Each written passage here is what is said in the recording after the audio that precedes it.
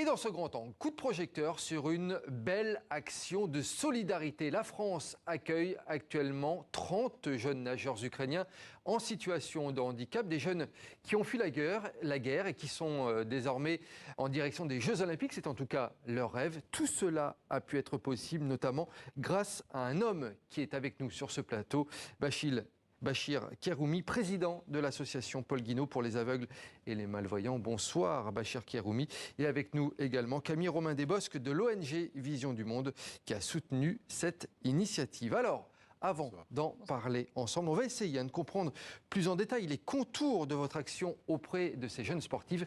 C'est un sujet signé Clara Crochet-Damé. Plus de 5 millions d'Ukrainiens ont quitté leur pays en guerre. Début avril 2022, ces nageurs champions juniors de natation en situation de handicap ont été évacués grâce à cet aveugle français, Bachir Keroumi. Bachir a réussi ce défi, permettre de poursuivre leur entraînement.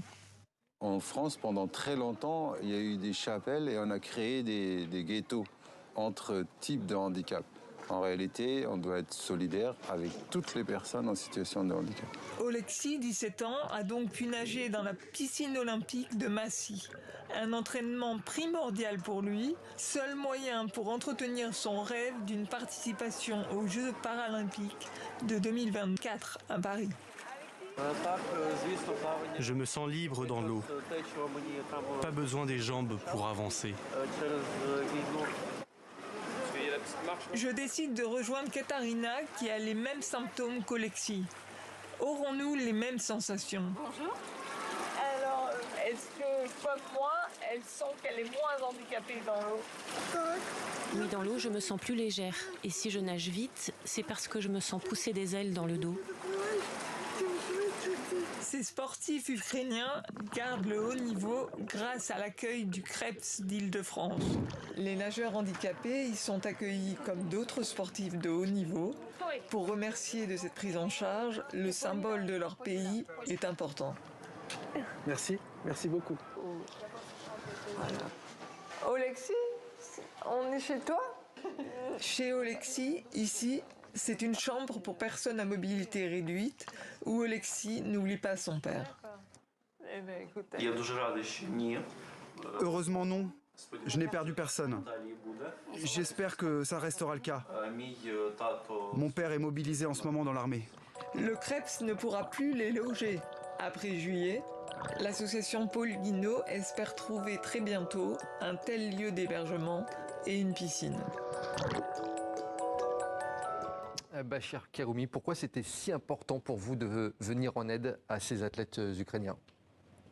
Pour moi, c'était naturel parce que nous sommes des militants dans une association qui essayons depuis 30 ans de défendre les personnes en situation de handicap et leur donner leur dignité en France comme dans le monde. Donc il y a une situation de guerre, il était de notre devoir de répondre positivement et d'essayer d'aider ce groupe de jeunes. Bachir Keroumi, vous êtes vous-même un ancien sportif de haut niveau. Pourquoi est-ce que c'est important pour ces jeunes sportifs de continuer leur sport, de continuer à s'entraîner malgré ce qu'ils ont vécu dans leur pays? C'est la voie de la survie en fait. Quand vous avez une passion, en cas de situation catastrophique, c'est cette passion qui peut vous faire survivre et ensuite vivre. Et ces jeunes qui sont passionnés par leur sport, ils sont de haut niveau, ils espèrent participer aux Jeux paralympiques de 2024 à Paris. Il y en a qui ont de bon espoir d'ailleurs de participer. Il y en a deux, je crois notamment, qui sont parmi les favoris pour une future participation. Exactement. Donc c'est pour ça que c'était important de leur trouver un logement, mais une organisation pour qu'ils puissent continuer l'entraînement. Et un entraînement à un haut niveau. Camille Romain Desbosques, je suppose que tout ça, ça n'a pas été facile à mettre en place financièrement parlant, mais aussi effectivement pour trouver des structures. C'est une sacrée machine derrière ce projet. Alors oui, c'est une machine, mais ce qui est magnifique dans ce projet, c'est qu'on a vu que c'est l'agrégation de toutes les bonnes volontés qui peut faire des miracles. Quand on a contacté Vision du Monde en présentant le projet et en demandant un soutien, j'ai pas hésité, parce que Vision du Monde a pour objectif, pour mission d'aider les enfants les plus vulnérables. Et Bachir le disait, ces enfants en situation de handicap, dans un contexte de guerre, sont des enfants particulièrement fragiles. Donc on a répondu présent. Comment ça s'est passé concrètement? Pour être très simple, une fois qu'on a pris contact, après les premières étapes, ça a donné quoi concrètement sur le terrain? Par rapport au partenariat Oui, Vision du Monde. par rapport pas que le partenariat, mais pour mettre en place la venue de ces athlètes, trouver des infrastructures, ça n'a pas dû être simple non plus. Alors, ça a été la galère, en fait. Carrément la galère. La vraie galère. C'est-à-dire, nous, association, on se bat pour avoir l'agrément du ministère Jeunesse et Sport.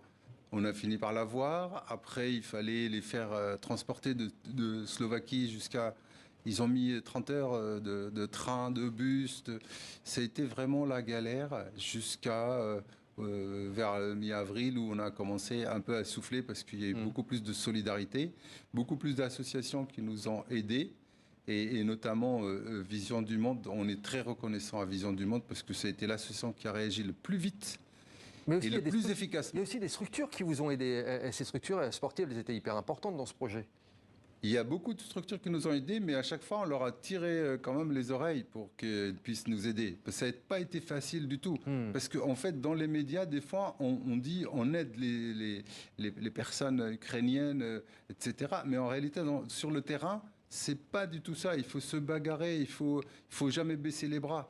Et je vous dis, elles sont rares les associations qui ont réagi comme Vision du Monde. Camille Romain-Desbosques, qu'est-ce qui va se passer maintenant dans ces prochaines semaines? On voyait dans le reportage qu'ils sont actuellement dans des structures, mais c'est temporaire. Est-ce qu'ils vont réussir à trouver des nouvelles structures d'accueil pour s'entraîner, ces athlètes?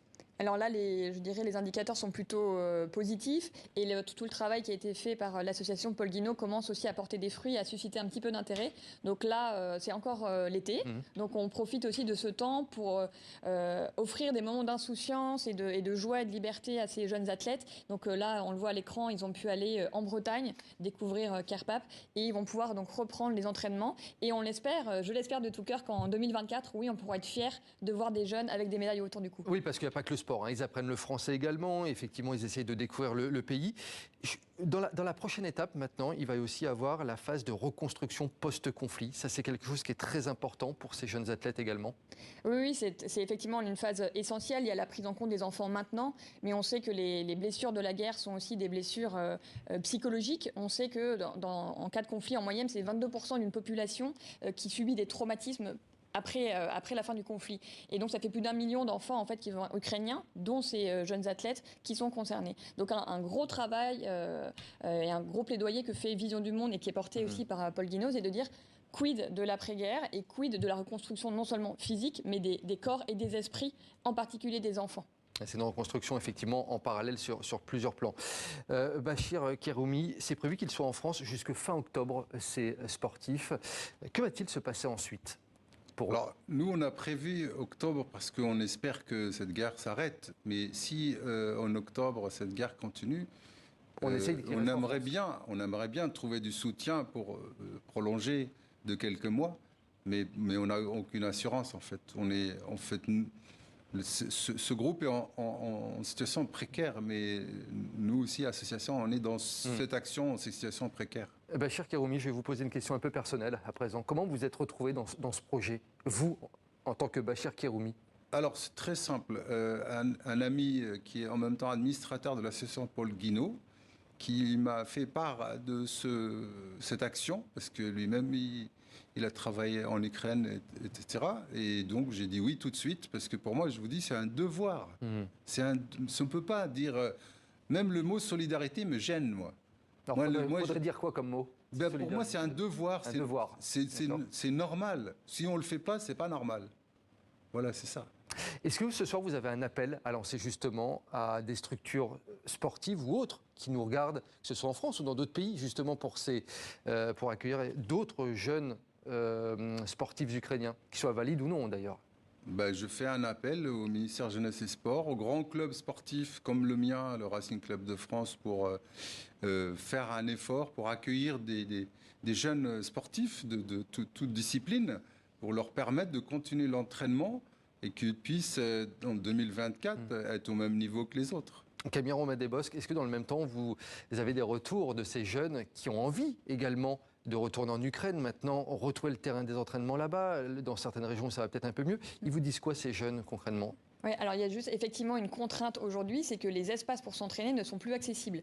Et les très grandes piscines paralympiques qui avaient été faites se trouvent dans l'ensemble du pays, en Crimée, et ces enfants, ces jeunes viennent essentiellement de Kiev. Donc la situation est encore très compliquée, et le témoignage que l'on a de tous les enfants, ces jeunes, mais aussi les jeunes qui sont réfugiés dans les pays limitrophes ou déplacés dans leur propre pays, disent qu'ils sont très partagés entre le confort, si je peux dire ça avec des grands guillemets, d'être accueillis, par exemple ici en France, et l'envie de rentrer chez soi, de retourner à la maison. Donc ces jeunes aussi ont envie de rentrer chez eux et de reprendre leur vie d'avant dans leur pays. Vous voulez rajouter quelque chose, Bachir Keroumi? Oui, moi j'aimerais bien rajouter quelque chose, parce que nous, Association Paul Guinaud, on aimerait bien, pour après, aller aider en Ukraine afin de monter une école de kiné pour personnes aveugles et malvoyantes. Et parce que c'est vraiment le métier qui est le plus facile et le plus valorisant pour les personnes aveugles et malvoyantes. Et on aimerait bien aider nos amis ukrainiens pour installer une école et pour un projet à long terme. Des retours que vous avez d'Ukraine, des témoignages de là-bas, c'est encore plus difficile, j'imagine, pour les Ukrainiens en situation de handicap actuellement? C'est très très difficile. C'est les catégories les plus mal traitées, mais c'est en fait quelque chose qui est récurrent. Moi, j'ai fait en tant que chercheur de travail sur la résilience urbaine. Et en fait, dans le monde entier, à chaque fois quand il y a une catastrophe, les personnes les plus touchées, là où il y a le plus de décès, de plus de blessures, c'est les personnes handicapées et les personnes âgées. Et puis, comme vous disiez tout à l'heure, il y a effectivement ces structures qui ne fonctionnent plus sur place, alors que ce sont des publics qui ont besoin de ces structures très adaptées. Exact. Un dernier mot de conclusion avec vous, Camille Romain-Desbosques. Est-ce que ça appelle à d'autres actions de ce type dans les semaines, les mois à venir, vous espérez? Alors oui, je réitère les appels à la générosité. Encore une fois, on le voit, quand on se met tous ensemble, on peut faire des choses concrètes, changer des choses, redonner l'espoir et construire quelque part la paix que l'on appelle de nos voeux le plus rapidement possible. Et l'appel a été entendu ce soir effectivement sur TV5 Monde. Merci à vous Camille Romain-Desbosques et à vous. Merci beaucoup Bachir Keroumi. Félicitations pour ces belles actions à tous les deux.